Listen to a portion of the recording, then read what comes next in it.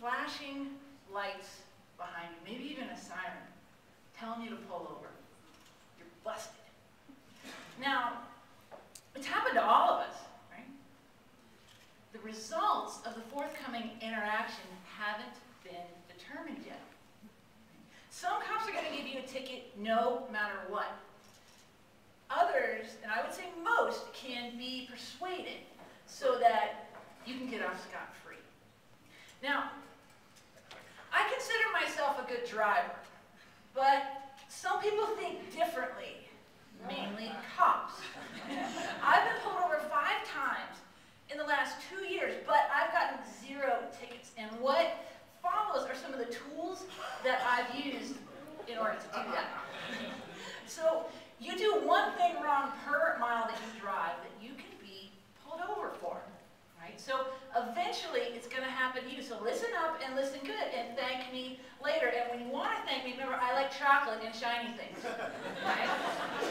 So remember, you're always communicating. The cops look at you up and down for signs that you're okay or that you're not. And the cop's safety is at their forefront of their thought, right? So you got to know how communication works. 55% is your communication or your body language, okay? Attention to this can totally change your interaction. It's almost even like a Jedi mind trick that works. 38% is your tonality, because it's not what you said, it's how you said it. Exactly. Exactly. Now, 7% of your communication is your words. And this is such a small part of your communication that you may want to start to reconsider how you communicate. So I have a few, thanks. I have a few rules for you to help in communicating. Rule number 1, roll down your windows. Roll down the front window, roll down the back window. Okay, when you do this, it gives the cop a sense of security. They can see in. They can make sure you don't have a back seat full of guns or weapons of mass destruction. Okay? Rule number 2, have a cute animal with you at all times. Now, this is my dog, Journey, and I have actually gotten out of tickets because the cop thought she was cute. It's a great conversation starter. If you don't have a dog, borrow one. Do not ask if they smell bacon. Do not make Boy Scout jokes like, when are they going to get their Eagle Scout? While this is tempting, it is certain to get you a ticket and possibly land you in jail. Rule number 4, keep your hands on the steering wheel. Keep your hands on the steering wheel. As the cop approaches the car, don't rustle through your glove box or through your purse.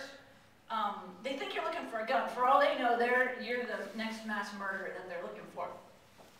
Wait until they ask you for your documents, and then tell the cop where you're going to get your documents from, your insurance, your license. Say, hey, is it okay if I get that out of the glove box? And they'll say, sure. Now is your chance to relax and use your tonality to paint the picture in the cop's head. Okay? And this is the real Jedi mind trick. This is the key. Okay?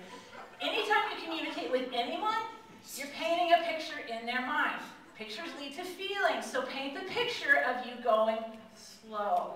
Just slow it down, because they're going to ask you some questions, and your answers are going to determine what happens. So they're going to say, where are you going?